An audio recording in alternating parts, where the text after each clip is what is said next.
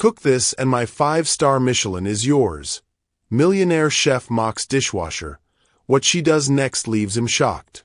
Sebastian Kane thought he was humiliating a dishwasher when he screamed, "You are just a dishwasher and nothing more." In fact, if you can cook this, my restaurant is yours.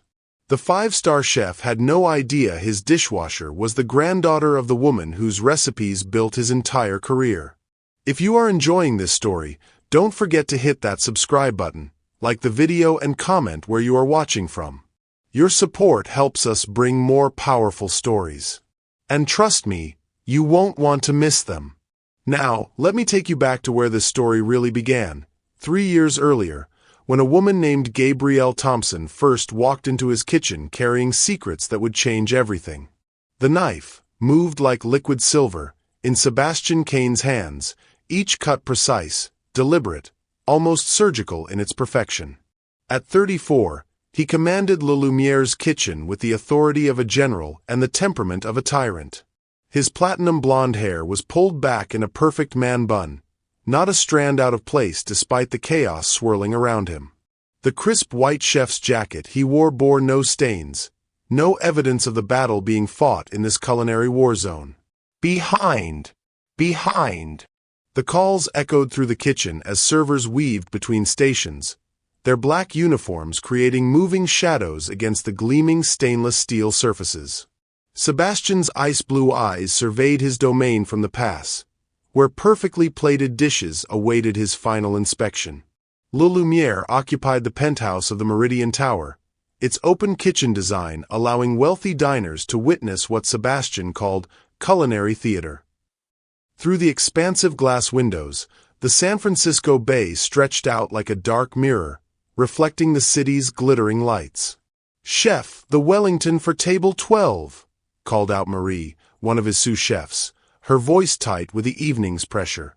Sebastian lifted the silver cloche with a flourish that spoke of years performing for an audience. The beef Wellington sat like a golden crown on bone china, the pastry flaked to perfection, the center a perfect medium-rare pink.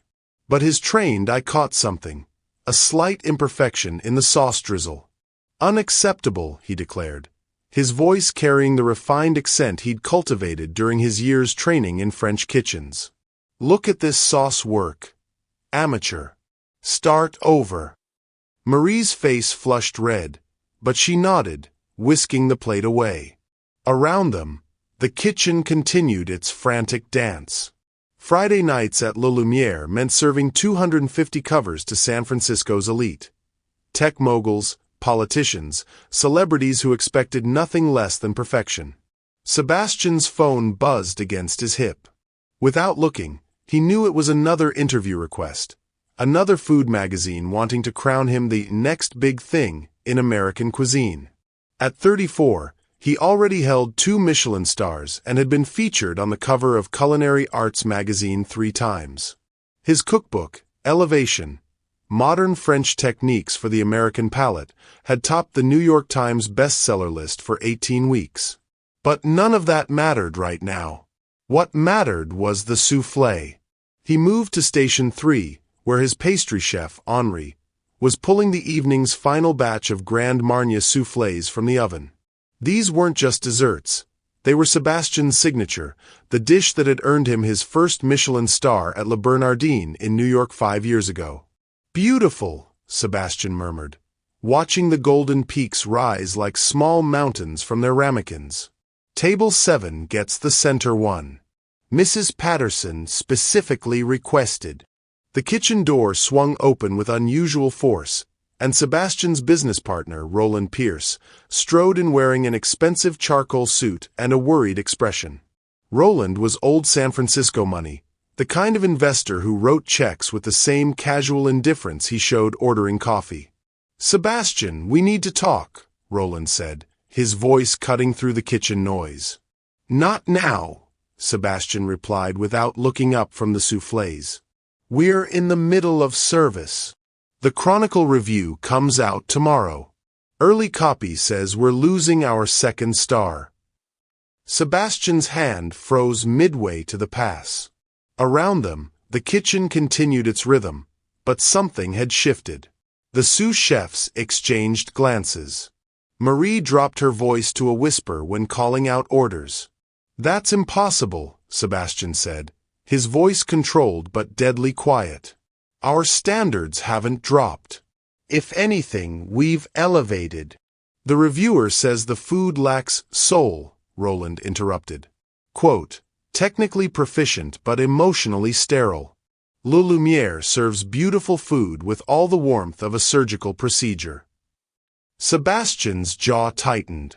11 years of culinary school, stages in Michelin-starred kitchens across France, 16-hour days perfecting his craft, and some food critic dared to question his soul? "Get out of my kitchen," he said to Roland, his voice barely above a whisper. As Roland retreated, Sebastian turned back to his soufflés, but the magic of the moment had shattered. He could feel his staff's eyes on him, could sense their uncertainty. In a kitchen, confidence was everything. Doubt was a poison that spread faster than fire. The evening wound on, each dish perfect, each plate spotless, each customer satisfied but somehow untouched. Sebastian watched through the pass as diners photographed their meals, posted them to social media, praised the presentation. But he didn't see the joy he remembered from his early days cooking in his mentor's small bistro in Lyon. There, people had closed their eyes when they tasted his food. They had smiled, really smiled, not just the polite appreciation of obligation. By midnight, the last customer had departed, and the kitchen began its nightly transformation from battlefield to sanctuary. The servers counted their tips in the break room while the cooks cleaned their stations with religious devotion. Sebastian remained at the pass, staring at a half-eaten soufflé that had been returned. The customer claimed to be too full to finish. In all his years of cooking, he couldn't remember the last time someone hadn't finished one of his soufflés. The clock on the wall read 3:47 a.m. when the first dish hit the industrial sink with a metallic clang. While San Francisco slept, while the last Uber drivers delivered their final passengers home, while the city's restaurants stood empty and dark, Gabrielle Thompson began her day. She moved through the back entrance of La Lumière with the quiet efficiency of someone who had perfected the art of invisibility. At 42, Gabrielle possessed the kind of beauty that came from strength rather than softness. Sharp cheekbones that could cut glass, skin the color of rich coffee, and hands that told stories of hard work and harder choices. Her natural hair was wrapped in a colorful head wrap that brought life to the sterile kitchen environment, and she wore a simple denim shirt over dark jeans, practical clothes for practical work. But it was her eyes that held the real story. Dark brown and intelligent, they missed nothing, absorbed everything, cataloged every detail of the kitchen's operations with the precision of someone who understood that knowledge was power and power was survival. Gabrielle tied her apron around her waist and surveyed the wreckage from the night service. Mountains of dishes, pots, and utensils waited like sleeping giants. The industrial dishwashers hummed their familiar song, a rhythm she'd grown to find comforting over the past 3 years. She had started this job out of necessity. After her husband's death in a construction accident had left her with mortgage payments and her daughter's college tuition, pride had become a luxury she couldn't afford. The fact that she had graduated from culinary school 15 years ago, that she had once dreamed of running her own restaurant, that she could identify every spice in Sebastian's pantry by scent alone. None of that mattered when bills needed paying. But as she worked, Gabrielle's trained eye cataloged everything. She noticed that Sebastian's team had overcomplicated the mise en place for the salmon course. 3 separate sauces when one well-constructed emulsion would have been more elegant. She observed that the pastry station had wasted nearly 2 pounds of butter through imprecise measurements. She watched the flow of the kitchen during service through security monitors, noting bottlenecks and inefficiencies that cost precious seconds during the dinner rush. Most importantly, she had been observing Sebastian Kane. For 3 years, she had watched him work, studied his techniques, memorized his recipes. She had seen his brilliance, and she had seen his blindness. Sebastian cooked with his head, not his heart. Every dish was a mathematics problem to be solved rather than a story to be told. Gabrielle's grandmother, Josephine, had taught her that cooking was conversation. Every ingredient had a voice, every technique a purpose beyond mere execution. When Josephine made her famous cornbread, she would hum spirituals while stirring the batter, claiming the vibrations made it rise higher. When she prepared her Sunday fried chicken, she would tell stories about each piece: the drumstick for dancing, the breast for nourishment, the wing for dreams of flight. "Food is love made visible, baby girl," Josephine used to say, her hands dusted with flour, her kitchen filled with a kind of warmth that had nothing to do with the oven temperature.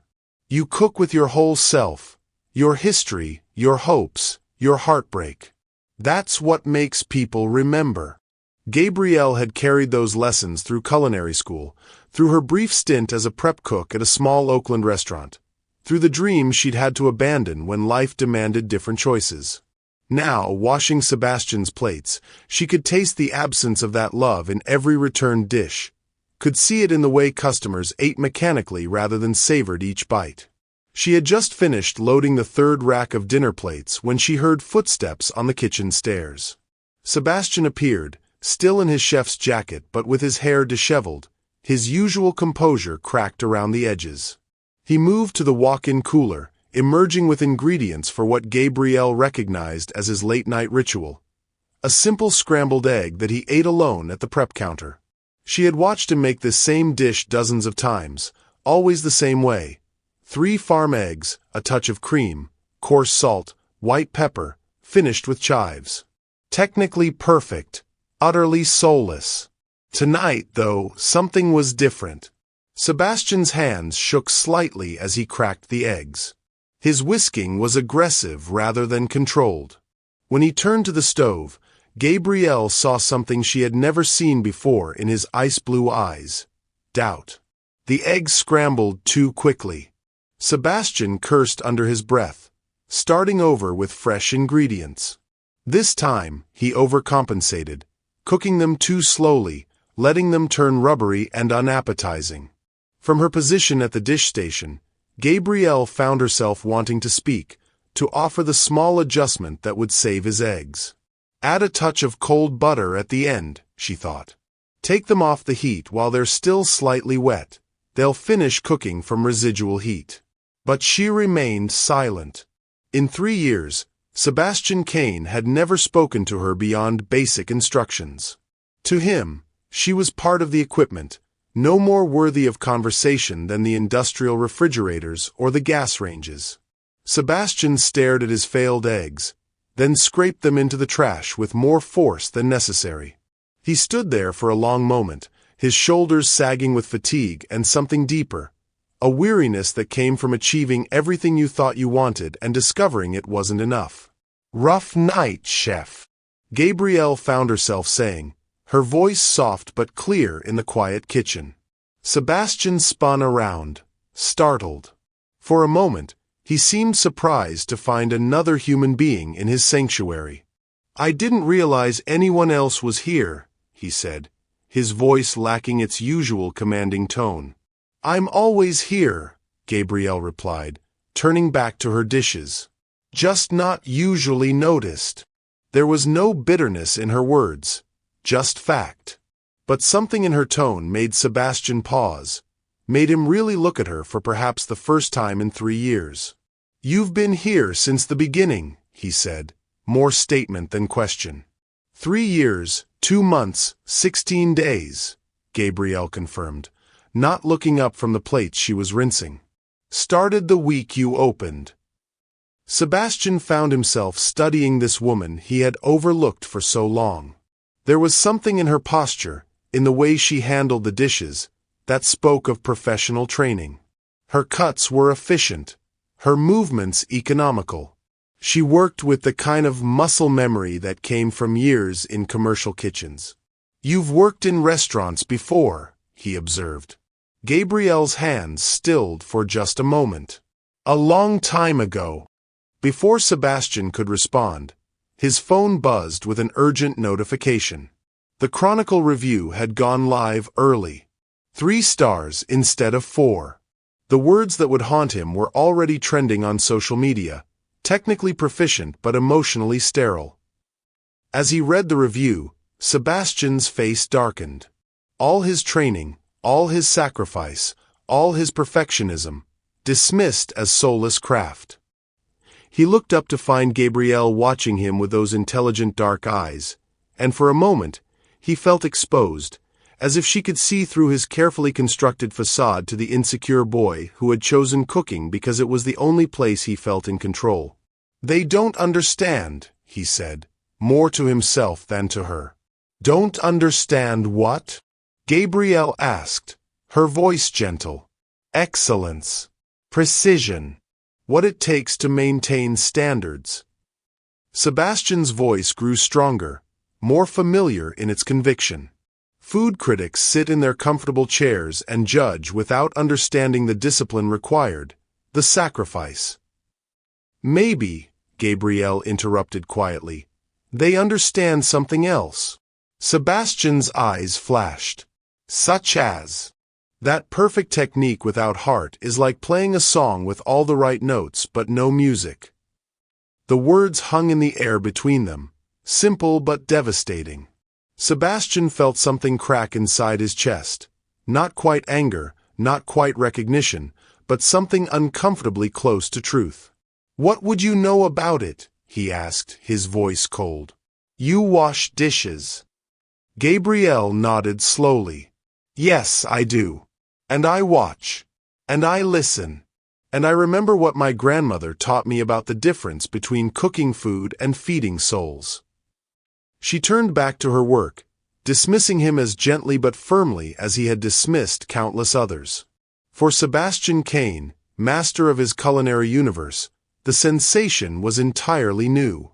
And absolutely infuriating. 24 hours after the Chronicle review hit the internet, Le Lumiere's dining room buzzed with a different energy. The usual Saturday night crowd had been replaced by curiosity seekers and food bloggers, all eager to witness what they assumed would be Sebastian Kane's professional downfall. Reservations had actually increased. Nothing drew San Francisco's elite like the possibility of witnessing a spectacular failure.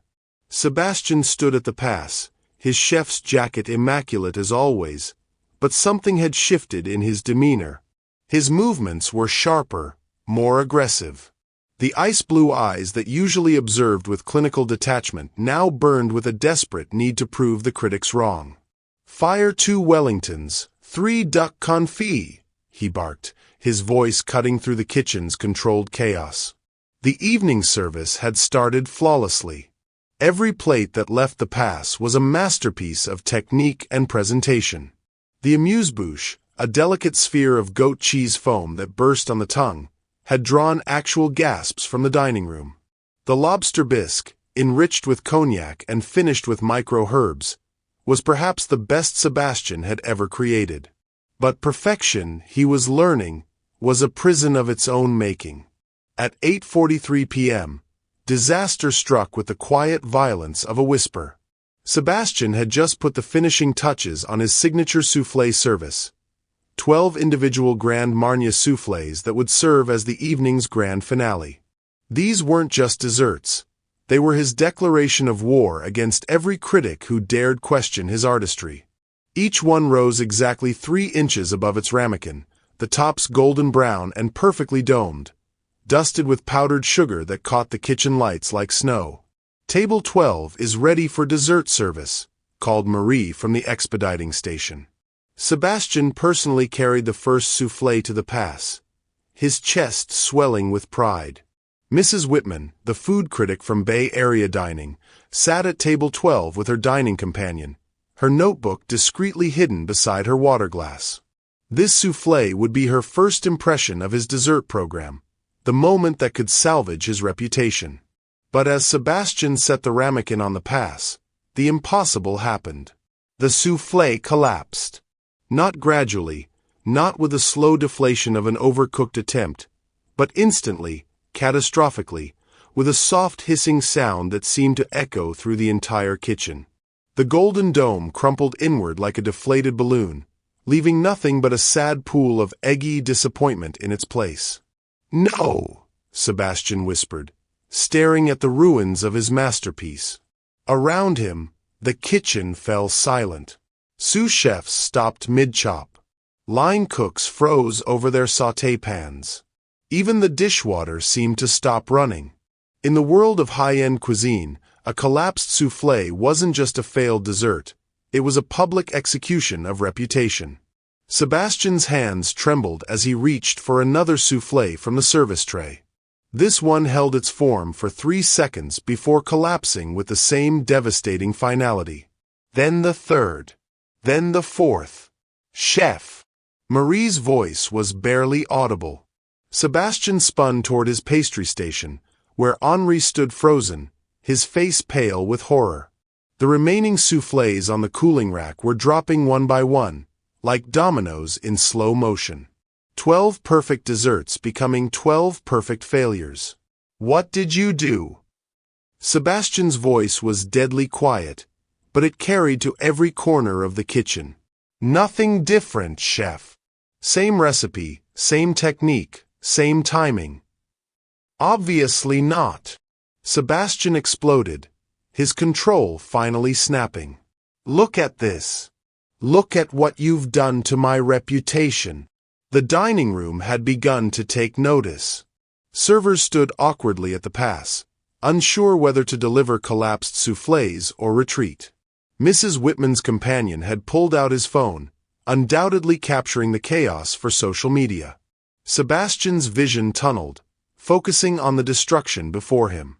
3 years of building Le Lumiere's reputation, decades of perfecting his craft, his entire identity as a chef, all of it crumbling like these cursed desserts. "Remake them," he ordered. "All of them. Now." "Chef, there's no time," Henri protested. "Soufflés take 45 minutes minimum. Then make something else. Anything. Just fix this." But Sebastian knew it was too late. The damage was done. Mrs. Whitman was already requesting her check. Other diners were whispering behind their hands, some pointing toward the kitchen. He could practically hear the social media posts being composed. Watched Sebastian Kane's soufflés collapse in real time. Maybe the critics were right about the emperor's new clothes. In his peripheral vision, Sebastian noticed movement. Gabrielle Thompson had emerged from the dish pit, drawn by the commotion. She stood near the prep station, her dark eyes taking in the scene with calm assessment. Something about her presence, her quiet observation of his public humiliation, ignited a rage Sebastian didn't know he possessed. "What are you looking at?" he snarled, turning his fury toward this safe target. Gabrielle met his gaze steadily. "I'm looking at a chef who's forgotten that soufflés are temperamental.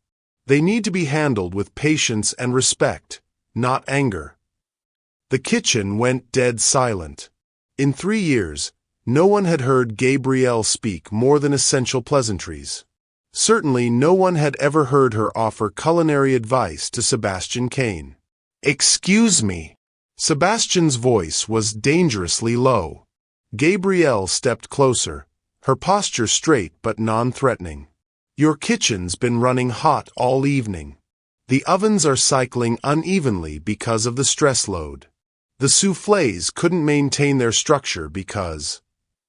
"Because what?" Sebastian interrupted. "Because some dishwasher thinks she understands haute cuisine better than a Michelin-starred chef?" Murmurs rippled through the kitchen staff. Marie shot warning glances at the other cooks, who suddenly found their prep work fascinating. But Gabrielle didn't back down. "Because soufflés aren't just technique. They're trust. You have to trust the process, trust the ingredients, trust that if you create the right environment, they'll rise. Force them, stress them, cook them with anger in your heart, and they'll fail every time." Sebastian felt something dangerous building in his chest, a combination of humiliation, fury, and something else he couldn't name. This woman, this nobody who spent her days elbow-deep in dirty dishwater, dared to lecture him about cooking? About trust. "You want to talk about trust?" Sebastian's voice rose to a near shout. You want to stand there and pretend you understand what it takes to create something perfect? He grabbed one of the collapsed soufflés, holding it up like evidence in a trial. This is what happens when the foundation cracks. When everything you've built your life on turns out to be as fragile as egg whites and hot air. The words poured out of him now, 3 years of suppressed interactions, decades of looking down on those he considered beneath him.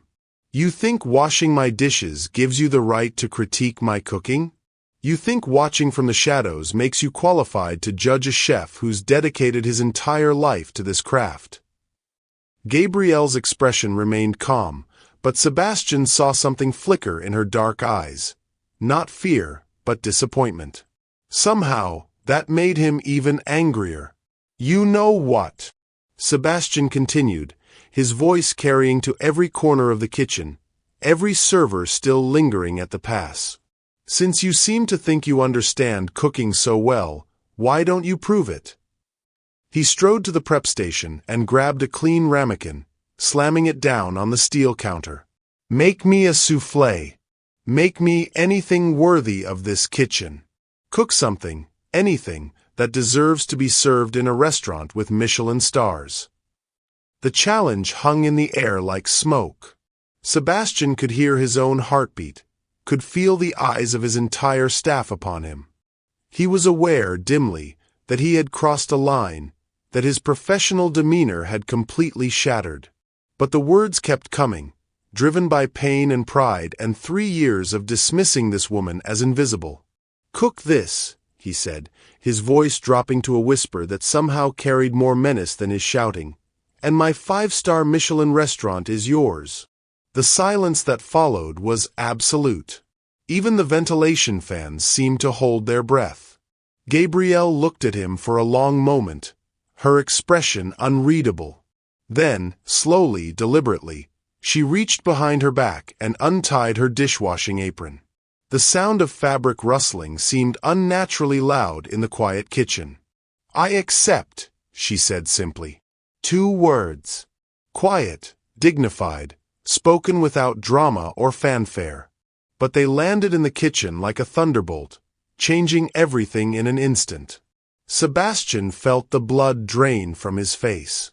Around him, his staff exchanged shocked glances. Marie actually gasped. Henri dropped his whisk. What? Sebastian whispered. Gabrielle folded her apron neatly and set it on the prep counter. I said I accept your challenge, Chef Kane. When would you like to do this? The reality of what he had just done hit Sebastian like a physical blow.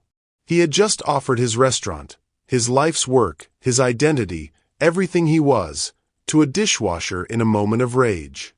In front of witnesses. In front of his entire staff. There was no taking it back. Sebastian started, then stopped. His mouth felt dry. His hands were shaking. Gabrielle waited patiently, her dark eyes holding something Sebastian couldn't identify. Not triumph, not smugness, but something deeper. Something that looked almost like compassion? Tomorrow night, Sebastian heard himself say. After regular service. Just you, me, and whatever witnesses you want to bring. Gabrielle nodded once. Tomorrow night. She picked up her apron and walked back toward the dish pit, leaving Sebastian standing alone at the prep station, staring at the collapsed soufflé in his hands and wondering what he had just done to his life. Around him, his kitchen slowly returned to motion, but everything had changed.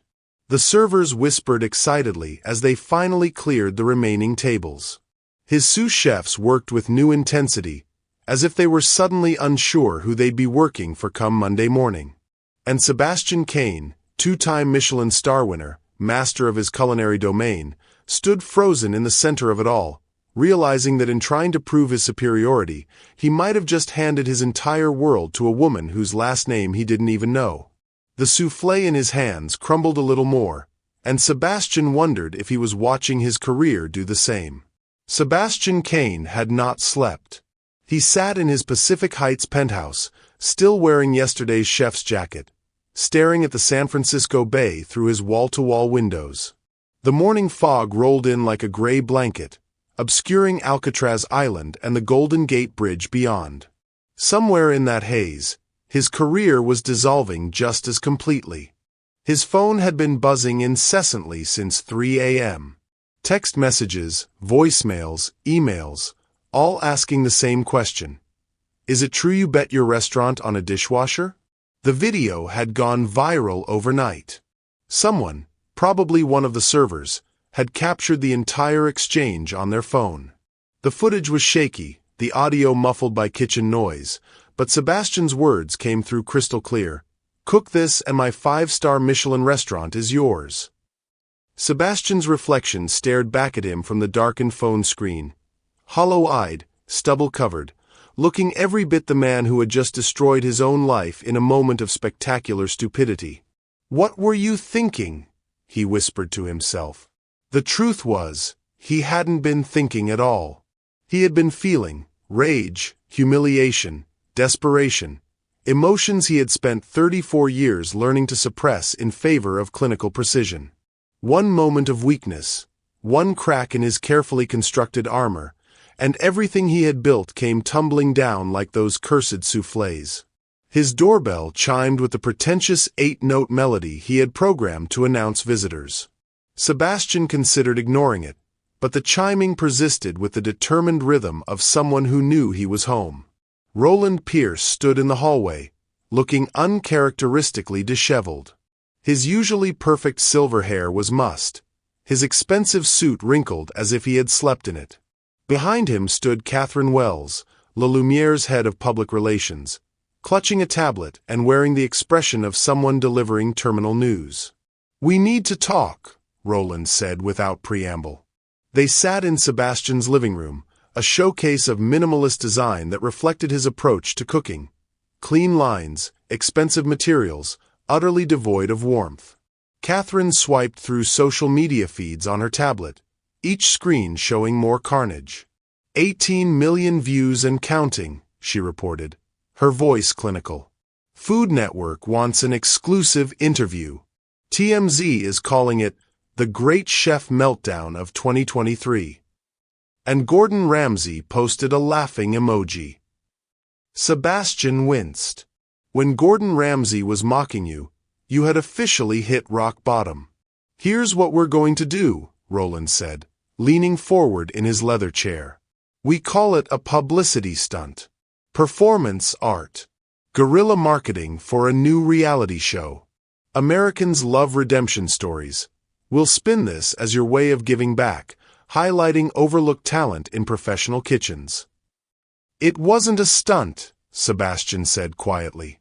"Of course it was," Roland insisted. "No one bets a multi-million-dollar restaurant on." "It wasn't a stunt." Sebastian's voice cracked like a whip. "I lost my temper. I said something stupid. And now I have to live with the consequences." Catherine and Roland exchanged glances.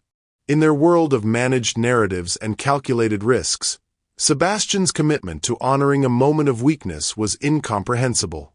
"Sebastian," Catherine said gently, "we can make this go away. A simple statement about miscommunication, maybe a charitable donation to a culinary scholarship fund. By next week, this will be forgotten." "And then what?" Sebastian stood up, pacing to the windows.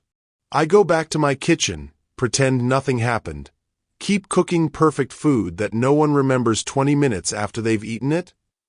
The Chronicle review flashed through his mind again, technically proficient but emotionally sterile. "What if she wins?" he asked, not turning around. "She won't," Roland said firmly. "She's a dishwasher, Sebastian. Washing dishes is not the same as running a Michelin-starred restaurant."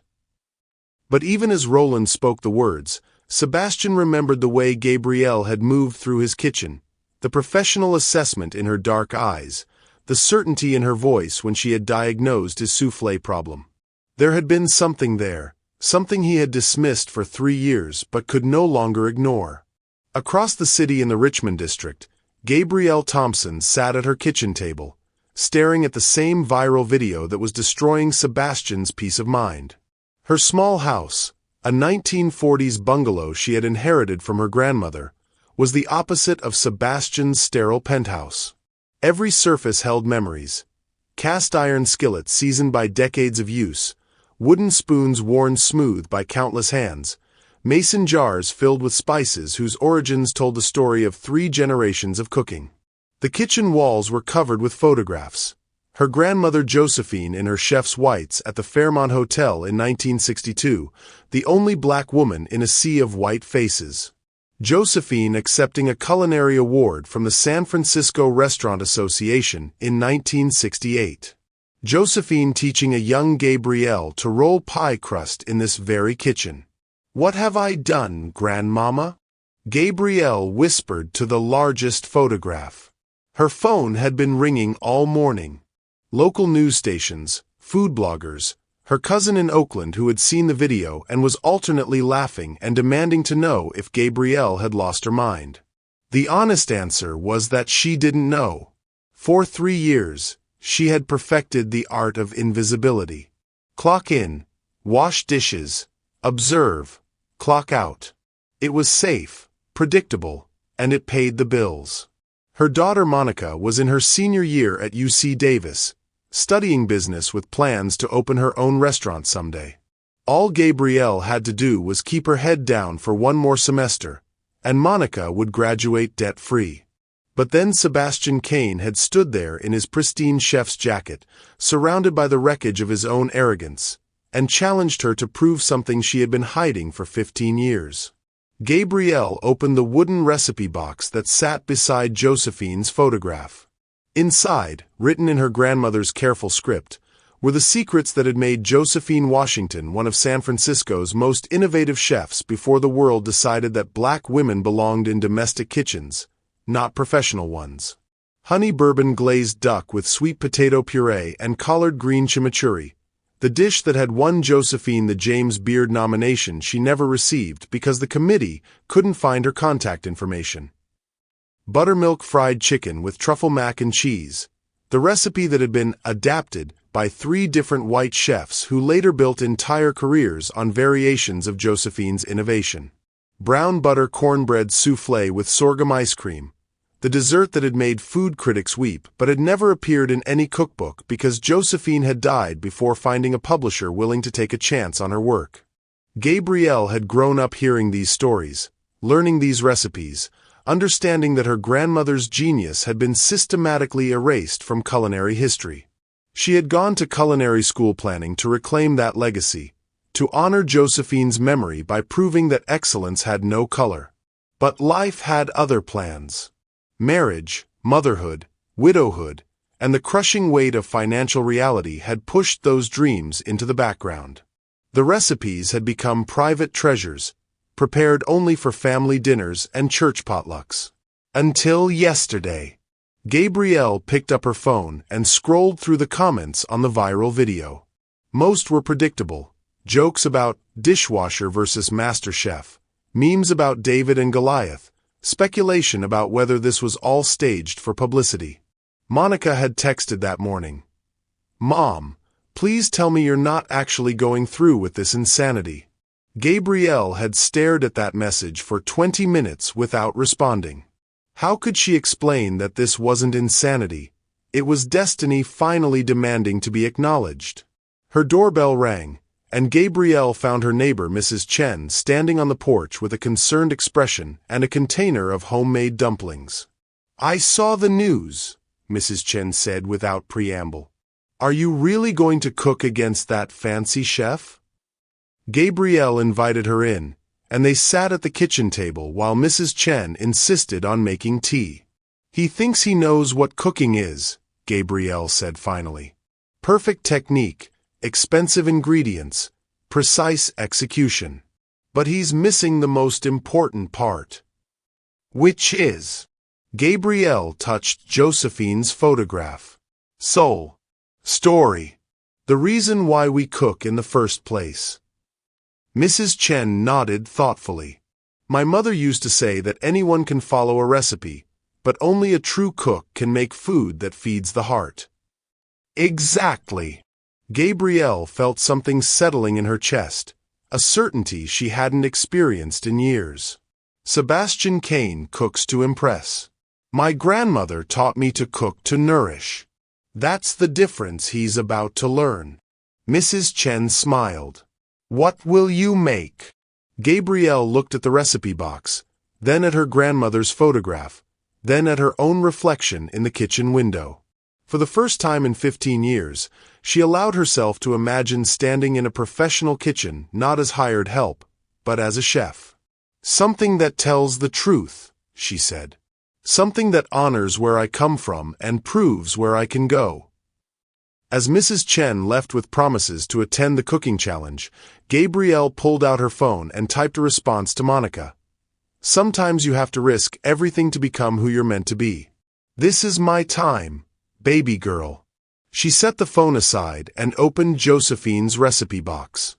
Tomorrow night, she would either vindicate 3 generations of silenced voices or fail spectacularly in front of the entire city.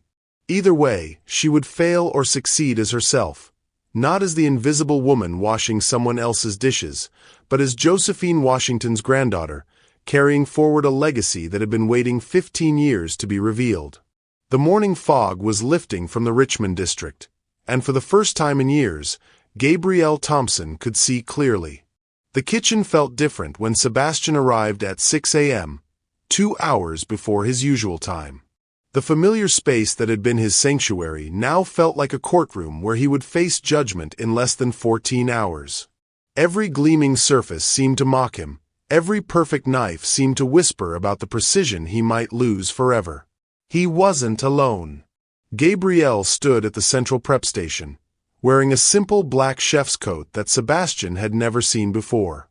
Her natural hair was pulled back in a professional bun, secured with bobby pins that caught the morning light streaming through the kitchen skylights. She moved with quiet confidence, laying out her mise en place with the methodical precision of someone who had spent the weekend planning every detail. "You're early," Sebastian said, his voice echoing strangely in the empty kitchen. "So are you," Gabrielle replied without looking up from the notebook she was consulting. Her handwriting was neat, precise, the kind of careful documentation that spoke of serious culinary training. Sebastian approached cautiously, as if she were a wild animal that might flee. For 3 years, they had existed in the same space but different worlds. Now, circumstances had forced them into an intimacy neither had chosen. "What are you making?" he asked. Gabrielle glanced up, her dark eyes unreadable. "Does it matter? You've already decided I'm going to fail." The words stung because they carried truth. Sebastian had spent the weekend convincing himself that this entire situation was temporary embarrassment that would resolve itself once Gabrielle's amateur limitations were exposed. But looking at her now, the professional knife roll, the organized ingredient lists, the calm focus, doubt crept in like fog through his certainty. "I didn't mean for it to happen like this," Sebastian said, the admission escaping before he could stop it. Gabrielle set down her pen and really looked at him. "How did you mean for it to happen?" The question hung between them, loaded with implications Sebastian wasn't ready to explore. How had he meant for anything to happen? His entire career had been built on control, on eliminating variables, on ensuring that every outcome matched his precise expectations. "I don't know," he admitted. Before Gabrielle could respond, the kitchen's back door opened with a bang. Roland Pierce strode in, followed by Catherine Wells and a man Sebastian didn't recognize. Tall, thin, with the predatory smile of someone who made money from other people's misfortune. "Sebastian!" Roland's voice boomed with forced joviality. "I'd like you to meet Harvey Goldman from Bravo Networks. He's very interested in documenting tonight's event." Harvey stepped forward, extending a manicured hand. "Chef Kane, what an absolute pleasure. We're thinking this could be the pilot for a whole new reality format, Bet the Kitchen, or maybe All or Nothing Chef. The network is very excited about the possibilities. Sebastian felt something cold settle in his stomach. This isn't entertainment. Of course it is. Harvey laughed. 2 chefs, 1 impossible challenge, everything on the line. It's television gold. We've already set up preliminary camera positions, and we're bringing in a full crew for tonight. Gabrielle had gone very still at her prep station. Sebastian could see the tension in her shoulders, the way her hands had stopped moving altogether. No cameras, Sebastian said firmly. Harvey's smile faltered. I'm sorry. I said no cameras. This is between her and me. Not the network, not the viewers, not anyone else. Roland's face flushed red. Sebastian, be reasonable. This could save your reputation. Spin the whole thing as innovative programming. My reputation is my problem, Sebastian interrupted. Not a television opportunity. Harvey tried again. Chef Kane, I understand your hesitation, but consider the promotional value. Get out. Sebastian's voice was quiet but carried absolute authority. All of you, get out of my kitchen. The silence that followed was deafening. Roland's mouth opened and closed like a fish gasping for air. Catherine looked between her tablet and Sebastian as if he had just announced his intention to burn the restaurant down. Sebastian, Roland said carefully, you're making a mistake. This could be your way out. I said get out. After they left, trailing muttered threats about investors and contractual obligations, the kitchen felt enormous. Sebastian and Gabrielle stood on opposite sides of the prep station like boxers in neutral corners. Thank you, Gabrielle said quietly. Sebastian looked at her in surprise. For what? For not turning this into a circus. For keeping it about the cooking. Something shifted in Sebastian's chest, a small loosening of the knot of anxiety that had been tightening since Saturday night. You thought I would sell you out for television? I thought you would do whatever protected your interests, Gabrielle replied honestly. Most people do. Sebastian considered this. Most people probably would. They worked in parallel for the next hour, Sebastian preparing his own mise en place while Gabrielle continued her methodical organization. Neither spoke, but the silence wasn't uncomfortable. Instead, it carried the focused quiet of 2 professionals respecting each other's process. Sebastian found himself stealing glances at Gabrielle's station. Her knife work was flawless, julienne cuts so precise they looked machine-made, brunoise so uniform each cube could have been measured with calipers. Her movements were economical, confident, bearing the muscle memory of someone who had learned proper technique and never forgotten it. Where did you train? He asked suddenly. Gabrielle paused in her prep. California Culinary Academy. Graduated 15 years ago. Why didn't you ever mention that? You never asked. Gabrielle's voice held no accusation, just fact. In 3 years, you never once asked me anything about myself. The words hit Sebastian like a physical blow. He tried to remember a single conversation they'd had beyond basic work instructions and came up empty. She had been invisible to him, not because she had chosen to be, but because he had chosen not to see her. What did you do after graduation? He asked, trying to fill in 15 years of blank space. Worked prep at a small place in Oakland. Then I got married, had my daughter, tried to balance family and kitchen work. Gabrielle's knife never stopped moving as she spoke. After my husband died, I needed steady hours and reliable pay. Dishwashing at a high-end restaurant paid better than line cooking at most places. You've been watching my kitchen for 3 years. I've been learning your kitchen for 3 years, Gabrielle corrected. Every technique, every recipe, every shortcut and mistake. You're a brilliant chef, Sebastian. But you cook like you're afraid. Afraid of what? Afraid of being human. Afraid of making something imperfect. Afraid of letting people see that you feel things. Sebastian's hands stilled over his ingredients. And you? What are you afraid of? Gabrielle was quiet for so long that Sebastian thought she wouldn't answer.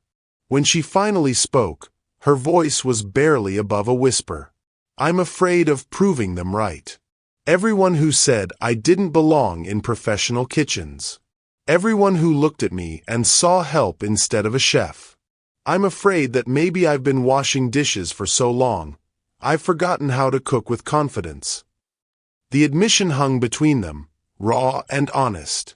Sebastian felt an unexpected urge to comfort her, to tell her that confidence could be rebuilt, that talent didn't disappear just because it had been hidden. Instead, he said, "Show me what you're making." Gabrielle hesitated, then slid her notebook across the prep station. Sebastian read her neat handwriting, his eyebrows rising with each line. Grandmother's duck confit with 5-spice and sorghum glazed sweet potato and bourbon puree collard green and peanut chimichurri brown butter cornbread soufflé with vanilla bean ice cream. This is... Sebastian paused, recognizing the sophistication of the flavor combinations, the technical challenges involved in each component. This is restaurant-quality menu planning. It's my grandmother's recipes, updated for modern presentation but true to her original vision. Sebastian looked up from the notebook. Your grandmother was a chef? Josephine Washington. She worked at the Fairmont in the 60s, then opened her own catering company.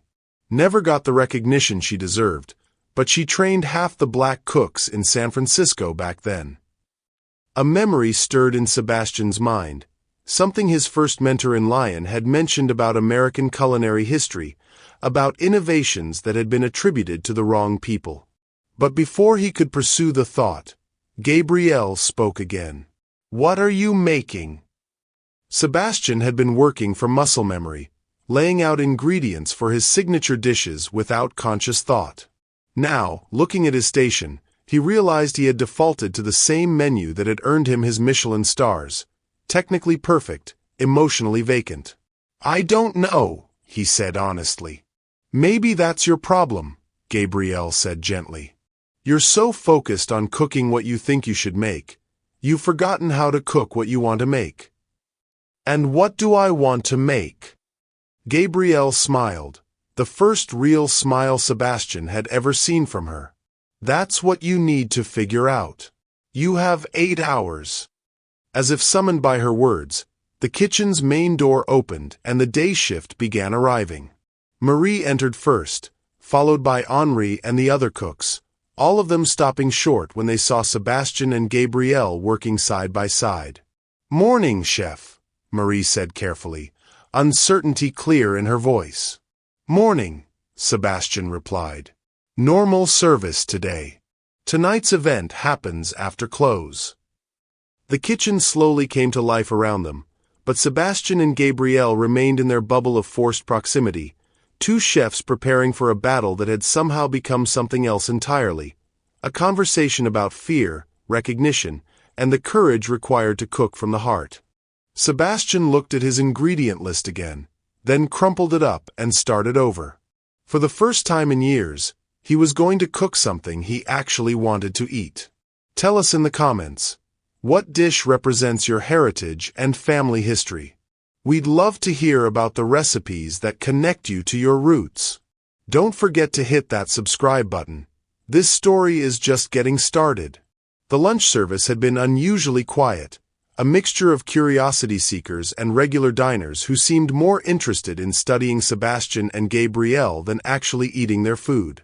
By 3 p.m., the last customer had departed, leaving the kitchen in that strange afternoon limbo between services. Sebastian found himself drawn to Gabrielle's prep station, where she was carefully breaking down a whole duck with the precision of a surgeon. Her knife moved in confident strokes, separating legs from thighs, removing the breast meat in perfect portions. It was the kind of butchery that took years to master. My mentor in Lion used to say that how a chef breaks down a duck tells you everything about their training, Sebastian said, watching her work. Your mentor was right. Gabrielle didn't look up from her cutting board. My grandmother taught me on chickens first, then guinea fowl, then duck. Said if you could respect the animal enough to use every part with skill, you earned the right to cook it. Sebastian leaned against the prep counter. Tell me about her. Your grandmother. Gabrielle's hands paused for just a moment. In 3 years of working together, this was the first time Sebastian had asked about her personal life. Josephine Washington was born in Alabama in 1925, Gabrielle began, her voice taking on the cadence of a story told many times. Came to San Francisco during World War II to work in the shipyards. But her real talent was in the kitchen. As Gabrielle worked, she painted a picture of a woman who had revolutionized Southern cooking techniques for West Coast palates. Josephine had been one of the first cooks to incorporate Asian flavors into traditional soul food, creating fusion dishes decades before the term existed. She started cooking for wealthy families in Pacific Heights, Gabrielle continued, now working on the duck's legs with practiced efficiency. Word spread about her Sunday dinners, tables that brought together different communities, different cultures, all connected through her food. Sebastian found himself genuinely curious. How did she end up at the Fairmont? Pure determination. Gabrielle smiled at the memory. She walked into the executive chef's office in 1962, carrying a basket of her cornbread and a pot of her famous gumbo. Told him she could teach his French cooks things they'd never learned in any European kitchen. And he hired her? Eventually. She spent 2 years working prep, proving herself, earning respect one dish at a time. By 1965, she was running the hotel's banquet kitchen, creating menus for some of the biggest events in the city. Gabrielle moved to her spice station, where she had laid out an array of seasonings that Sebastian recognized but had never seen combined in quite this way. Star anise, pink peppercorns, sumac, berbera, a global pantry that spoke of sophisticated palate development. She sounds remarkable, Sebastian said, meaning it. She was. But remarkable wasn't enough. Gabrielle's voice carried a note of old pain. In 1968, she created a menu for the James Beard Foundation dinner in San Francisco. 5 courses that told the story of American cuisine through the lens of immigrant and indigenous influences. Food critics called it revolutionary. What happened? The executive chef at the Fairmont took credit, presented the menu as his own creation, his innovation. When Josephine protested, she was fired for insubordination. Sebastian felt something cold settle in his stomach. That's theft. It was 1968, Gabrielle said simply. Black women didn't get to be innovative chefs in the eyes of the culinary establishment. They got to cook what other people took credit for. She walked to her knife roll and pulled out a small leather-bound notebook, its pages yellowed with age. This is her original recipe book. Everything she created, documented in her own hand. Techniques that later showed up in cookbooks by white chefs who became famous for inventing them. Sebastian took the notebook with reverence, aware he was holding something precious. Josephine's handwriting was elegant, each recipe detailed with notes about flavor development, cooking times, seasonal variations. As he read, Sebastian's culinary education began to shift and rearrange itself. Duck confit with 5-spice and sorghum reduction. Dated 1967, 3 years before Sebastian's French mentor had claimed to discover the technique of incorporating Asian spices into classical French preparations. Cornbread soufflé with bourbon custard. Dated 1965, predating by decades the modern American dessert preparations that had made several celebrity chefs famous. Collard green chimichurri, dated 1969, the first recorded fusion of South American technique with Southern American ingredients that wouldn't appear in mainstream cookbooks until the 1990s. This is... Sebastian's voice trailed off as the implications hit him. These techniques, these flavor combinations, I learned variations of these in France. My mentors presented them as classical preparations, but they're not, are they? Innovation rarely comes from where culinary history says it does, Gabrielle said gently. My grandmother wasn't the only one. There were black chefs, Latino cooks, Asian immigrants, all creating, all innovating, all being written out of the story. Sebastian continued reading, feeling increasingly sick as he recognized technique after technique that he had been taught to attribute to famous European chefs. The 5-spice duck confit that had earned him his first Michelin star. It was a direct descendant of Josephine's 1967 creation. Why are you showing me this? He asked. Gabrielle took the notebook back, closing it carefully. Because you need to understand what you're really competing against tonight. This isn't just about my cooking versus yours. It's about recognizing voices that have been silenced, techniques that have been stolen, innovations that have been erased. She moved to her mise en place, where duck legs were curing in a mixture of salt, herbs, and spices that Sebastian now recognized from Josephine's notebook. Every time I cook one of my grandmother's recipes, I'm not just preparing food, Gabrielle continued. I'm reclaiming history. I'm proving that excellence existed in places the culinary world refused to look. Sebastian felt the foundation of his professional identity shifting beneath his feet. Everything he thought he knew about his training, his techniques, his innovations, how much of it was built on appropriated brilliance? The soufflé that collapsed Saturday night, he said slowly. You said I was cooking with anger instead of trust. Your grandmother taught you to cook with technique. Mine taught me to cook with purpose. Gabrielle began mixing her spice rub with the kind of intuitive precision that couldn't be learned from textbooks. When you cook to prove something, the food feels the tension. When you cook to honor something, the food carries that love. Sebastian watched her hands work, seeing for the first time the ritual in her movements, the reverence in her preparation. This wasn't just meal prep, it was ceremony, connection, continuation of a legacy that had survived despite systematic erasure. What am I supposed to do with this information? Sebastian asked.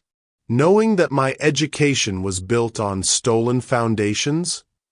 Gabrielle looked at him with those intelligent dark eyes, and Sebastian saw not judgment but possibility. You could start by cooking something honest, she said. Something that acknowledges where your techniques really came from. Something that honors the people who created them instead of the people who took credit. Before Sebastian could respond, Henri appeared at the kitchen entrance, his face flushed with excitement. Chef, you need to see this. The food blogger from Taste of the Bay just posted about tonight. She's calling it the most important cooking challenge in San Francisco history.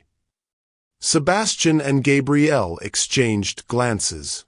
What had started as a moment of professional rage had become something much larger. A public reckoning with culinary appropriation, a chance to correct historical injustices, a platform to honor voices that had been silenced. How many people are coming tonight? Sebastian asked. Last count, about 200, Henri replied. Local chefs, food writers, culinary students. Even some folks from the James Beard Foundation flew in from New York. As Henri retreated, Sebastian turned back to Gabrielle. Are you ready for that? For all those eyes, all that pressure? Gabrielle smiled, and Sebastian saw something he hadn't noticed before. She wasn't nervous. She was excited. I've been ready for 15 years, she said.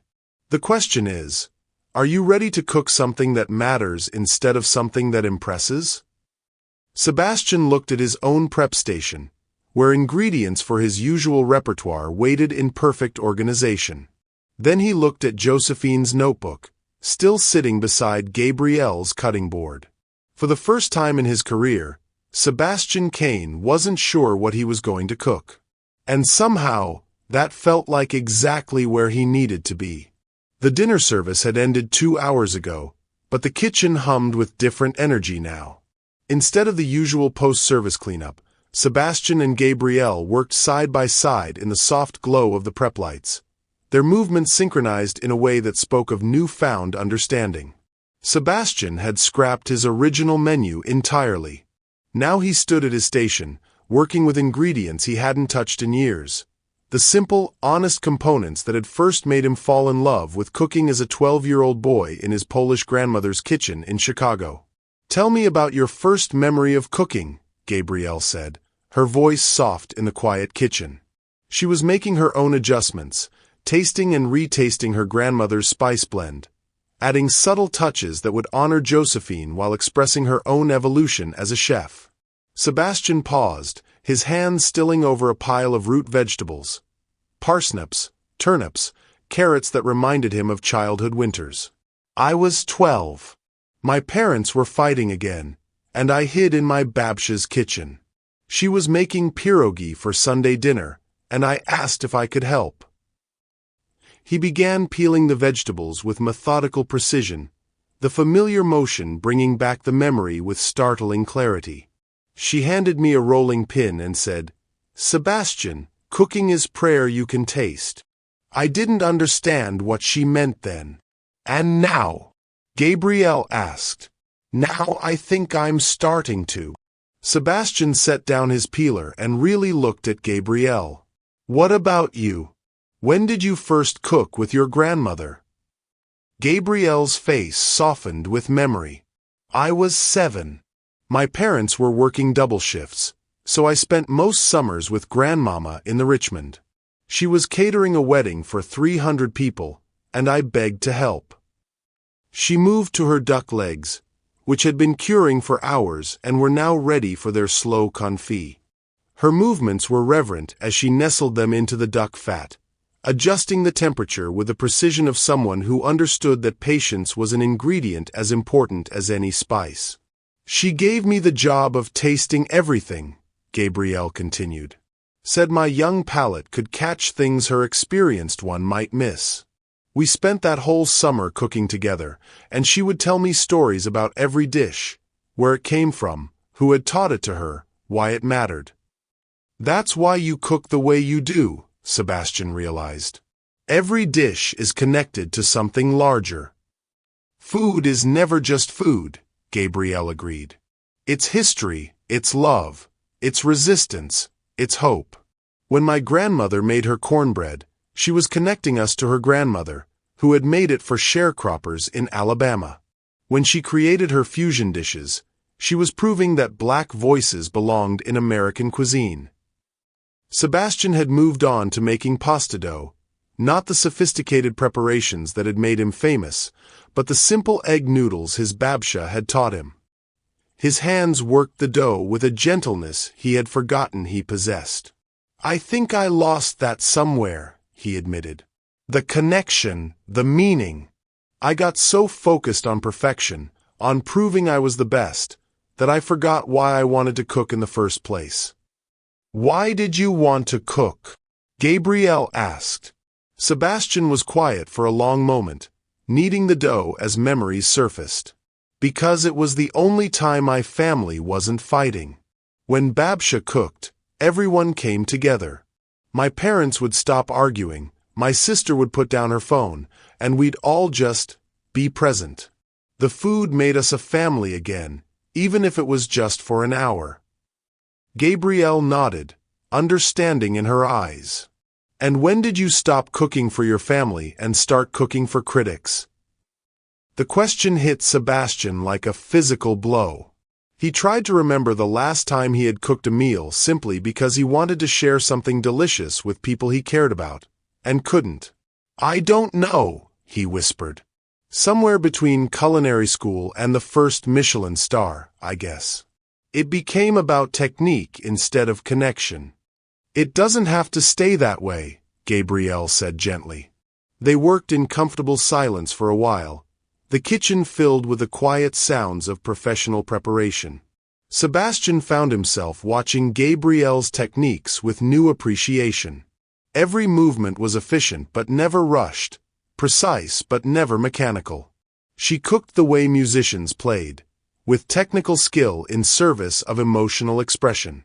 "Can I ask you something?" Sebastian said as he rolled his pasta dough to the perfect thickness. "Of course. Why didn't you fight back?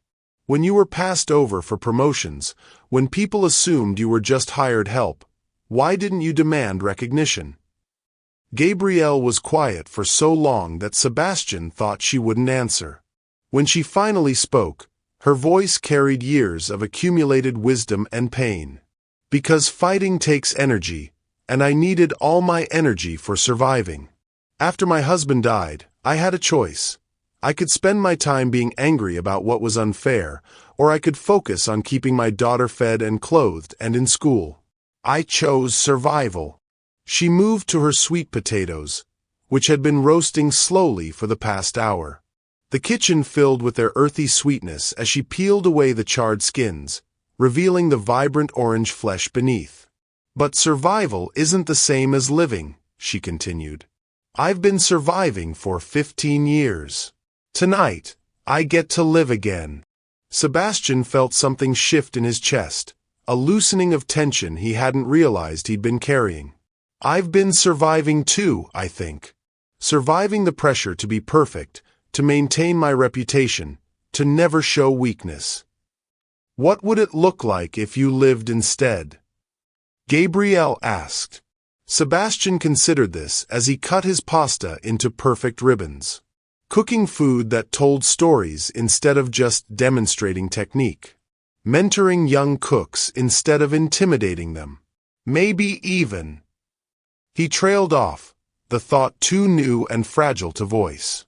"Maybe even what? Maybe even admitting when I'm wrong. Acknowledging when someone else's techniques are better than mine. Giving credit where it's actually due." Gabrielle smiled, a real radiant smile that transformed her entire face. "That sounds like living to me." As if summoned by their conversation, Henri appeared at the kitchen entrance, followed by Marie and several other members of Sebastian's team. They carried bottles of wine and looked hesitant, as if unsure whether they were intruding. "Chef," Marie said carefully, "we wanted to wish you both luck tonight, and to say, well, we're proud to be part of whatever this becomes." Sebastian felt an unexpected surge of emotion. These people had worked for him for years, had followed his exacting standards and endured his perfectionist demands.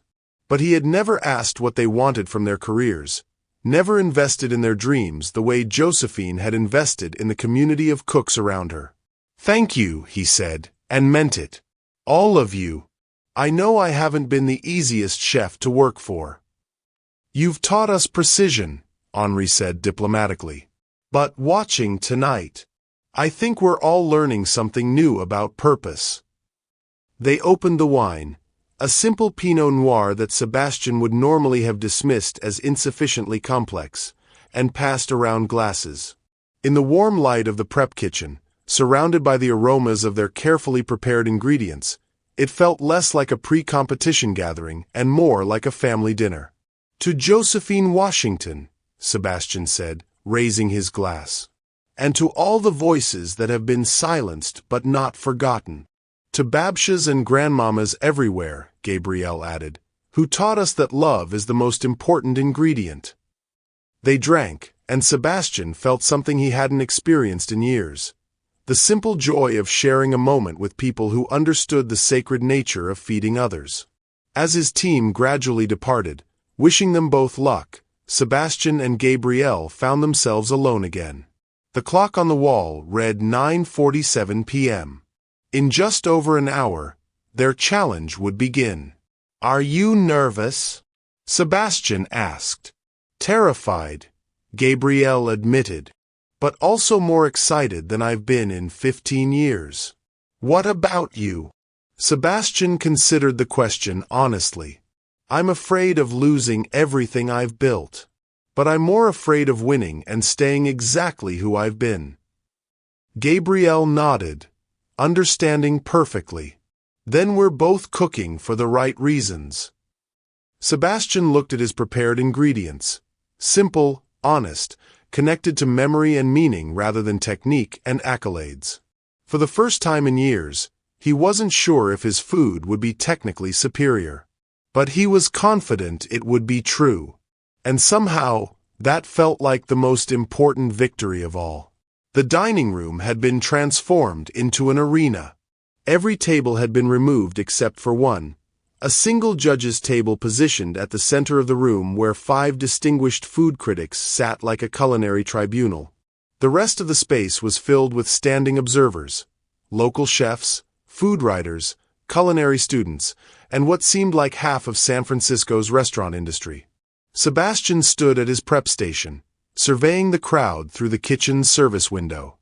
He recognized faces from every major restaurant in the city. Chefs who had trained under the same mentors, competed for the same accolades, built careers on the same foundation of classical techniques that he was now questioning. "Quite an audience," Gabrielle said softly, appearing beside him. "Are you ready for this?" Sebastian asked, noting the slight tremor in his own voice. "As ready as I'll ever be." Gabrielle's hands were steady as she adjusted her mise en place one final time. "You!" Before Sebastian could answer, Roland Pierce emerged from the dining room, his face flushed with excitement and wine. Behind him trailed a woman Sebastian didn't recognize. Severe black suit, platinum blonde hair pulled into a severe bun, carrying herself with the predatory confidence of someone accustomed to being the most important person in any room. "Sebastian!" Roland called out, his voice carrying the false joviality of someone delivering bad news with a smile. "I'd like you to meet Victoria Cross from Cross Media Group. She's here to document tonight's event for a special feature." Victoria stepped forward, extending a manicured hand that Sebastian reluctantly shook. "Chef Kane, what an absolute pleasure. I've been following your career since your days at Lou Bernardin. Such a shame about recent developments." Something in her tone set Sebastian's teeth on edge. "Recent developments? Oh, you haven't seen?" Victoria pulled out her phone with practiced efficiency. "The story broke about an hour ago. My investigative team has been quite busy." She turned the screen toward Sebastian, and his blood turned to ice. Culinary fraud. Michelin star chef's career built on stolen recipes. Cross Media Group investigation reveals that acclaimed chef Sebastian Kane's signature techniques were appropriated from the work of Josephine Washington, a black chef whose innovations were systematically stolen by the culinary establishment in the 1960s. Sebastian's vision tunneled as he read the article. Every technique he had claimed as his innovation, every classical preparation he had been taught, every foundation of his culinary identity, all exposed as stolen from Josephine Washington and other marginalized chefs whose work had been erased from culinary history. But it wasn't the historical revelation that made Sebastian's hands shake. It was the final paragraph. Sources close to Kane's current dishwasher, Gabrielle Thompson, Washington's granddaughter, suggest that Thompson deliberately sought employment at La Lumiere 3 years ago with the express purpose of exposing Kane's fraudulent career. "This whole challenge was planned from the beginning," reports an anonymous kitchen staffer. "She's been gathering evidence, waiting for the perfect moment to destroy him publicly." Sebastian's eyes snapped up to meet Gabrielle's. The color had drained from her face, but whether from shock or guilt, he couldn't tell. "Is this true?" he whispered. "Sebastian, is it true?" His voice was louder now, cutting through the kitchen's pre-service bustle. Around them, his staff had gone silent, their attention focused on the confrontation unfolding at the prep station. Gabrielle's mouth opened and closed, but no words came. Her silence was answer enough. Victoria Cross smiled with the satisfaction of someone who had just detonated a perfectly placed explosive. "The beauty of investigative journalism, Chef Kane, is that the truth always surfaces eventually. Tonight's little cooking challenge isn't about culinary skill. It's about justice. Poetic justice. Sebastian felt something fundamental break inside his chest. The fragile trust he and Gabrielle had built over the past few days, the connection he had thought was real, the possibility of redemption he had begun to believe in, all of it crumbled like his soufflés had 3 nights ago. "You played me," he said, his voice barely above a whisper but carrying the weight of absolute betrayal. 3 years. 3 years of watching, learning, planning my destruction. "That's not," Gabrielle started. "Don't." Sebastian's voice was deadly quiet. "Don't you dare lie to me now. Did you take this job to expose me?" The question hung in the air like a blade. Around them, the kitchen had gone completely silent. Even the ventilation fans seemed to hold their breath. Gabrielle straightened her shoulders, and when she spoke, her voice was steady but hollow. "Yes. I took this job because I wanted to understand how you had built a career on my grandmother's innovations. I wanted to see if you knew where your techniques really came from. And the challenge, this whole evening, was it all orchestrated?" "No!" Gabrielle's composure finally cracked. "The challenge was never part of any plan. When you issued it Saturday night, I was as shocked as everyone else. But yes, I had been documenting your use of my grandmother's techniques. Yes, I had been gathering evidence." Sebastian nodded slowly, pieces clicking into place with devastating clarity. "The questions about my cooking, the comments about technique versus heart, the stories about your grandmother, all of it was manipulation. The stories were true, but your reasons for telling them weren't." Sebastian's control finally snapped. "You weren't sharing your history with me, you were building a case against me." The accusation echoed through the kitchen. Sebastian could see his staff exchanging glances, could feel the weight of 200 observers beyond the service window, all witnessing his professional assassination. "You want justice for your grandmother?" Sebastian continued, his voice rising with each word. "Fine. You want to expose the culinary establishment that stole her innovations? I understand that. But you didn't have to destroy me personally to do it. You didn't have to make me believe we were building something real." Gabrielle's eyes filled with tears, but Sebastian was past caring. The betrayal cut too deep, the manipulation too complete. "You know what the cruelest part is," he said, his voice dropping back to a whisper. "For the first time in years, I was cooking with heart again. For the first time in my career, I was ready to acknowledge my mistakes, to give credit where it was due. I was ready to use my platform to honor your grandmother's legacy." "You still can." "How?" Sebastian's laugh was bitter. "How can I honor anything now? My career is over. My reputation is destroyed. And it was all a lie anyway, wasn't it? The connection we built, the conversations we shared, just professional manipulation." Gabrielle stepped toward him, her hand outstretched. "Sebastian, please. The connection was real. Everything I told you about cooking with purpose, about honoring the past, that was all true. But you were never going to let me honor it, were you?" Sebastian stepped back, avoiding her touch. "You were always going to destroy me instead." The words hung between them like a chasm that couldn't be crossed. Sebastian could see the pain in Gabrielle's eyes, could hear the sincerity in her voice, but the betrayal was too complete. Trust, once shattered, couldn't be reassembled with good intentions.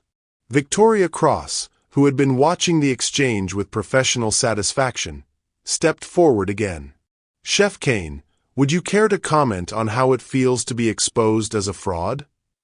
Sebastian turned on her with fury that had been building for 3 days. "Get out of my kitchen. This is a public event." "I said get out." Sebastian's voice boomed through the kitchen. You want your story? You've got it. But I won't be your entertainment anymore. Victoria retreated, but her damage was done. The poison had been delivered, the destruction complete. Sebastian looked around his kitchen, the space that had been his sanctuary, his identity, his entire world. Tomorrow it would all be gone. His techniques exposed as stolen, his career revealed as built on appropriated foundations, his team probably looking for new jobs. And the woman he had begun to trust, maybe even to care for, had orchestrated it all. The challenge is off, he said, his voice empty of emotion. You win by default. The restaurant is yours.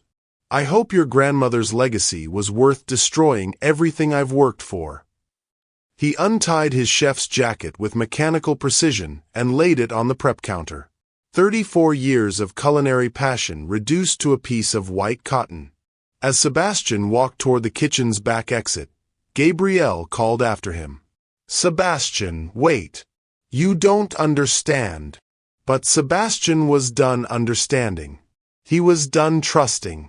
He was done believing that people could be anything other than what their worst moments revealed them to be.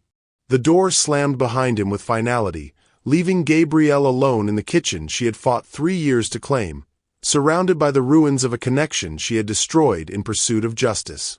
In the dining room, 200 observers waited for a cooking challenge that would never happen. And in the alley behind La Lumiere, Sebastian Kane sat in his car and wondered if this was what it felt like to lose everything at once. Sebastian's phone had been ringing for 6 hours straight. He sat on the floor of his Pacific Heights penthouse, his back against the wall-to-wall windows that overlooked the bay. The morning fog had lifted, revealing Alcatraz Island in stark detail. An island prison that felt like an appropriate metaphor for his current situation. Trapped by his own choices, surrounded by water too cold and deep to cross. The calls came in waves, lawyers offering to sue for defamation, publicists promising they could spin this, television producers eager to turn his downfall into content. But Sebastian let each call go to voicemail, the notifications piling up like evidence of a life he no longer wanted to claim.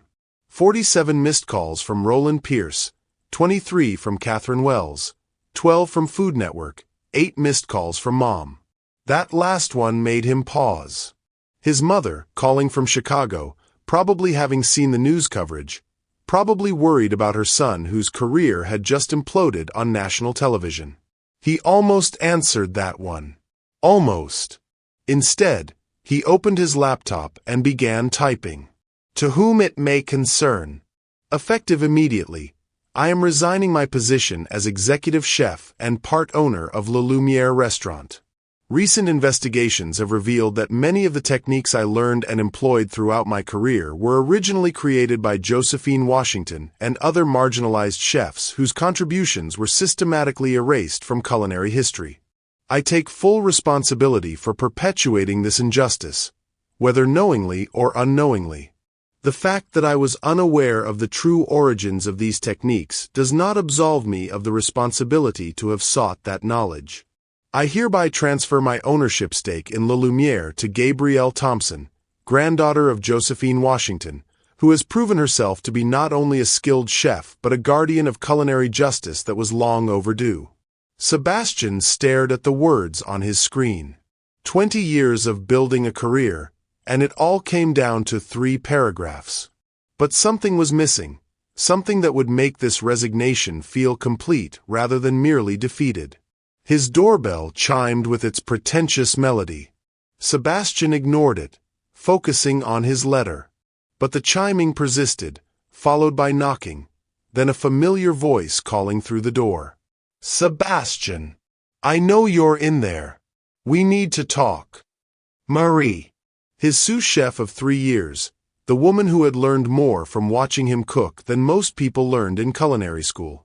Sebastian considered not answering, but something in her voice, urgency mixed with determination, made him reconsider. She stood in his hallway holding 2 cups of coffee and wearing civilian clothes instead of her chef's whites. Her usually perfect ponytail was messy, her eyes red-rimmed as if she hadn't slept. "You look terrible," she said without preamble, pushing past him into the apartment. "Thanks. That's exactly what I needed to hear." Marie set the coffee on his granite kitchen island and turned to face him. "The whole kitchen staff is downstairs in your lobby. We've been here since 5 a.m. Why? Because we're not letting you do this alone." Marie's voice was firm. "Whatever you're planning, resignation letter, disappearing act, dramatic exile, we're not letting you make that choice without all the information." What information could possibly change anything? Sebastian gestured toward his laptop, where the resignation letter glowed accusingly on the screen. "My career was built on stolen foundations. Gabrielle played me for 3 years. It's over." "Is it?" Marie pulled out her phone and showed him the screen. "Have you seen what's happening online?" Sebastian reluctantly looked at the social media feeds Marie was scrolling through. But instead of the mockery and condemnation he expected, he saw something entirely different. Chef Marcus tweets, "What happened to Sebastian Kane last night was wrong. Yes, we need to address culinary appropriation. But ambush journalism isn't justice." STF Chef Alliance posts, "The techniques Josephine Washington created belong in the spotlight. But destroying careers isn't how we honor her legacy. We need restoration, not revenge. Black Chefs United. Complex situation. Stolen techniques must be acknowledged. But Gabrielle Chef's methods raise questions about justice versus vengeance. Community divided. Culinary students SF. Watching Sebastian Kane and Chef Gabrielle last night. Both deserved better than that ambush. Real change happens through education, not humiliation. The culinary community is split," Marie explained. "Yes, people are angry about the appropriation. But they're also angry about how the story came out. Ambush journalism, manipulation, setting up someone for public destruction. That's not how professionals handle disputes." Sebastian scrolled through more posts, seeing a pattern he hadn't expected. The industry wasn't celebrating his downfall. They were questioning whether justice and vengeance were the same thing. "It doesn't matter," Sebastian said, handing back the phone. "The facts are still the facts. My techniques were stolen. My career was built on lies." "Were they?" Marie challenged. "Or were they adapted, evolved, taught in good faith by mentors who may not have known the full history either?" Sebastian started to respond, but Marie held up her hand. "I'm not excusing anything. Josephine Washington deserves recognition, and the culinary community needs to face its history of appropriation. But that doesn't mean every chef who learned those techniques is a fraud. It means we need to do better going forward." Before Sebastian could respond, his doorbell chimed again. This time, when he opened it, he found Henri, followed by the rest of his kitchen staff. 10 people who had worked under his leadership, learned from his teaching, built their own careers alongside his. "What is this?" Sebastian asked. "An intervention," Henri said simply. "We've been talking all night. About what happened, about what it means, about what comes next." They filed into his living room, this group of cooks and chefs who had become a family over years of shared service. Sebastian felt overwhelmed by their presence, by the fact that they had come here instead of distancing themselves from his scandal. "We have something to tell you," Marie said. "About Gabrielle." Sebastian's jaw tightened. "I don't want to hear anything about Gabrielle." "You need to," Henri insisted. "She came back to the restaurant after you left. She was devastated, crying, talking about how she never meant for it to happen like that." "Of course she didn't," Sebastian said bitterly. "She probably wanted to destroy me more slowly, more privately." "No," Marie said firmly. She never contacted that reporter. She never wanted the story to come out like that. She's been trying to reach you all night to explain. Sebastian felt something crack in the armor of his anger. What do you mean she never contacted the reporter? The Victoria Cross woman? She's been investigating culinary appropriation for months. She found Josephine's story through her own research, not through Gabrielle. When she discovered Gabrielle was working at your restaurant, she put pressure on her to cooperate. So Gabrielle did cooperate, Sebastian said. She confirmed facts, Henri clarified. She didn't orchestrate anything. And when the reporter showed up last night with that ambush story, Gabrielle was as shocked as you were.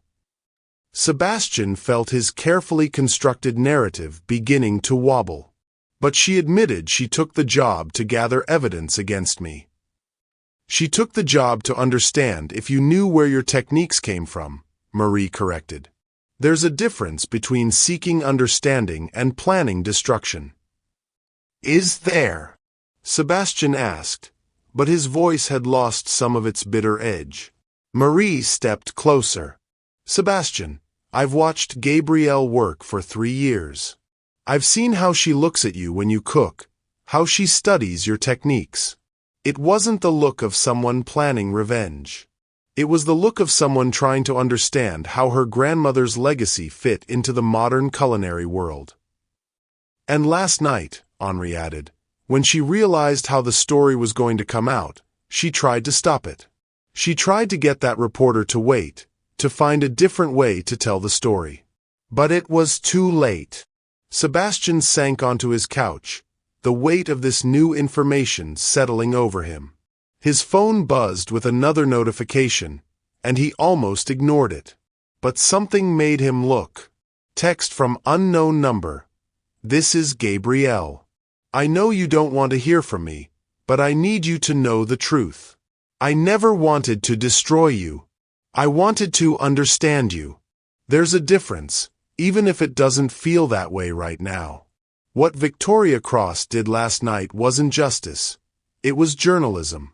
I'm sorry you got caught in the crossfire of my family's pain. Sebastian stared at the message for a long time. His staff waited in respectful silence, letting him process this shift in perspective. What do you think I should do? He asked finally. Cook, Marie said simply. With her. Show the world that acknowledgement and destruction aren't the same thing. Show them that two chefs can honor the past while building something new. And if she really was manipulating me? Then you'll know, Henri said. But if she wasn't, if this was just two people trying to figure out how to carry their family legacies forward, then maybe you both deserve a chance to do this right. Sebastian looked around at his team, these people who had chosen to support him in his darkest moment. Then he looked at his resignation letter, still glowing on his laptop screen. He had a choice to make: retreat into wounded pride and let both their stories end in destruction, or find the courage to discover whether redemption was still possible. His finger hovered over the delete key. The kitchen was empty when Sebastian arrived at 6 p.m., carrying a duffel bag of ingredients and a heart full of uncertainty. The dining room beyond the service window had been reset to its usual configuration, but tonight it would serve a different purpose. Not a battle between two chefs, but a collaboration 24 hours in the making. He found Gabrielle's note taped to the prep station where they had worked together the night before. Sebastian, I understand if you can't forgive me. I understand if you never want to see me again. But if you're reading this, then maybe you're willing to finish what we started. Not the challenge. Something bigger. Something that honors both our grandmothers and all the voices that came before us. The ingredients for my grandmother's menu are in the walk-in, labeled with her original recipes. Use them however feels right to you. G.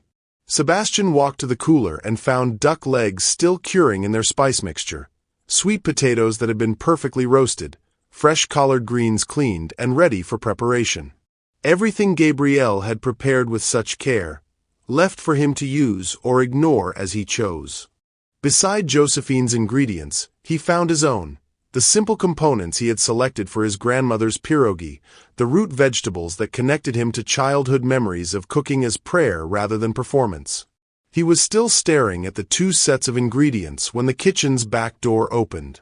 Gabrielle entered quietly, wearing her simple black chef's coat and carrying her grandmother's leather-bound recipe book. Her eyes were red-rimmed but determined, and when she saw Sebastian, relief flooded her features. "You came," she said softly. "I almost didn't." Sebastian's voice was careful, guarded. "I spent all day trying to decide if I could trust you again." "And what did you decide?" Sebastian considered the question honestly. "I decided that trust isn't about certainty. It's about choosing to believe in someone's intentions even when their methods were flawed." Gabrielle nodded, accepting the implicit forgiveness in his words. "I need you to know something. When I took this job 3 years ago, I was angry. My grandmother died without recognition, her innovation stolen, her name erased from culinary history. I wanted to understand how someone could build a career on her techniques without knowing where they came from." She moved to her prep station, her hands finding familiar motions as she spoke. "But watching you cook, learning your methods, seeing how you trained your staff, I realized you weren't a thief. You were just incomplete. You had half the story, the techniques without the context. And I started to think maybe the answer wasn't exposing you, but helping you understand the full truth." "So why didn't you just tell me?" Sebastian asked. "Because I was scared," Gabrielle admitted. "Scared you wouldn't believe me. Scared you'd fire me before I could prove it. Scared that if I revealed who I was, you'd dismiss me the way the culinary world dismissed my grandmother." Sebastian moved to his own station, beginning to unpack his ingredients. "And when I issued the challenge, I panicked. You were so angry, so hurt by that review, and suddenly I had this opportunity to show you what my grandmother's cooking really was. Not just the techniques you'd learned secondhand, but the soul behind them, the stories that made them matter." Gabrielle picked up her grandmother's notebook, holding it like a sacred text. "I never meant for Victoria Cross to turn it into a public execution. When she contacted me last week, she said she was writing about culinary appropriation in general. I thought she was going to tell my grandmother's story properly, with context and respect." "But you did cooperate with her investigation," Sebastian said, not accusingly but needing the full truth. "I confirmed facts she had already discovered through her own research. I didn't give her anything she couldn't have found in public records or old newspaper articles. But I also didn't realize she was planning to ambush you with it during the challenge." Sebastian began preparing his pierogi dough, the familiar motion of kneading helping to organize his thoughts. "Marie told me you tried to stop the story from coming out the way it did. I called Victoria 20 times yesterday, begging her to wait, to find a different approach. But she said the story was too hot to sit on, that the public had a right to know immediately." Gabrielle's hands worked automatically, seasoning her duck legs with the precision born of years of practice. "I realized then that I had made a terrible mistake. I thought I was seeking justice, but I had enabled something closer to revenge." They worked in silence for several minutes, each lost in their own preparations. But it was a comfortable silence now, the silence of 2 professionals who understood each other's rhythms. "What happens now?" Sebastian asked as he rolled out pasta dough with the same technique his Babsha had taught him 40 years ago. "That depends on what you want to happen," Gabrielle replied. "Legally, you forfeited the restaurant to me last night. But I don't want to win through manipulation and misunderstanding." Sebastian paused in his rolling. "What do you want?" "I want to cook with you. Really cook. Not competing against each other, but building something together. Something that honors both our grandmothers and proves that acknowledgement doesn't require destruction." Gabrielle moved to the stove, beginning to heat duck fat for the confit. The kitchen filled with the rich aroma of herbs and spices that told stories of innovation and tradition. "I want to create a menu that tells the truth," she continued. "Your grandmother's pierogi alongside my grandmother's duck confit. Classical European techniques enhanced by African-American innovation. Not fusion for the sake of novelty, but fusion for the sake of honesty." Sebastian felt something shifting in his chest, the same loosening he had experienced the night before, but stronger now. A menu that acknowledges where our techniques really came from. "A menu that proves excellence has no single source," Gabrielle agreed. "That innovation comes from unexpected places, and that the best cooking happens when different traditions learn from each other instead of erasing each other." Sebastian looked around the kitchen that had been his kingdom for 3 years, then at Gabrielle, who was gently lowering duck legs into their warm fat bath with the reverence of someone handling family heirlooms. "Partners?" he asked. "Partners," Gabrielle confirmed, her smile transforming her entire face.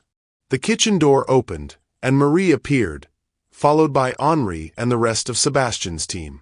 Behind them came a smaller group, about 50 people instead of the previous night's circus crowd. Sebastian recognized local chefs, culinary students, food writers who were known for their integrity rather than their sensationalism. "We thought you might want witnesses," Marie explained. "Real ones this time." Sebastian and Gabrielle exchanged glances, then nodded. This wasn't about proving superiority anymore. It was about demonstrating possibility. They worked together with a synchronization that felt natural, as if they had been cooking as partners for years instead of hours. Sebastian's pierogi filled with a mixture of potato and farmer's cheese, elevated with truffle oil and fresh herbs. Gabrielle's duck confit, redolent with 5-spice and finished with a sorghum glaze that bridged Southern tradition and global technique. Sebastian prepared a sweet potato puree using Gabrielle's grandmother's recipe but finished with European butter techniques he had learned in Lyon. Gabrielle created a collard green chimichurri that honored both her southern roots and Sebastian's understanding of classical sauces. For dessert, they collaborated on something entirely new.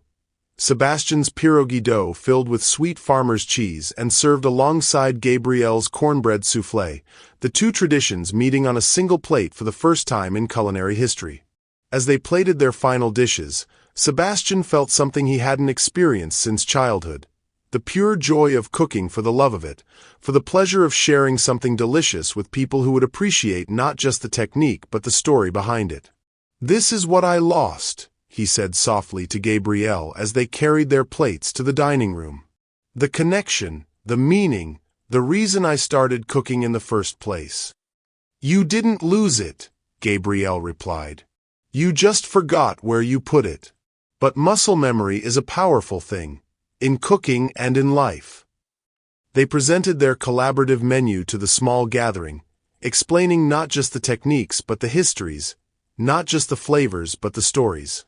Sebastian found himself talking about his Polish grandmother with the same reverence Gabrielle brought to memories of Josephine. As their guests tasted and commented, Sebastian realized this felt more satisfying than any Michelin star he had ever earned. This was cooking as conversation, food as bridge building, technique in service of connection rather than competition. "What do we call this place now?" Gabrielle asked as they cleaned up together, their movements now perfectly synchronized. Sebastian considered the question, looking around the kitchen that had been his sanctuary and was now their shared space. "Lumière et heritage," he said. "Light and heritage. Honoring what came before while illuminating what comes next." "I like it," Gabrielle smiled. "Our grandmothers would have liked it too." As they turned off the lights and locked the restaurant, Sebastian felt something he hadn't experienced in years. Excitement about tomorrow's service, curiosity about what they would create next, gratitude for the unexpected path that had led him not just to a new partner, but to a deeper understanding of what it meant to cook with purpose. 6 months later, Lumière et Heritage would earn its 3rd Michelin star. not for technical perfection, but for innovation rooted in tradition, for cuisine that honored the past while creating something entirely new. But that night, walking through the San Francisco fog with Gabrielle, Sebastian was already completely satisfied. He had found his way back to cooking as prayer you could taste. And he had found someone who understood that the most important ingredient in any dish was the love and respect behind it. What family recipe or cooking tradition has shaped who you are today? Share your story in the comments below. We read every single one. And if this story moved you, please subscribe and share it with someone who needs to hear about the power of second chances and unexpected partnerships. Thank you for watching this story to the end. If you enjoyed this story, you will surely love the next one. It's as interesting as you can ever imagine. So do check it out. Click on the image showing on your screen right now to watch the next one.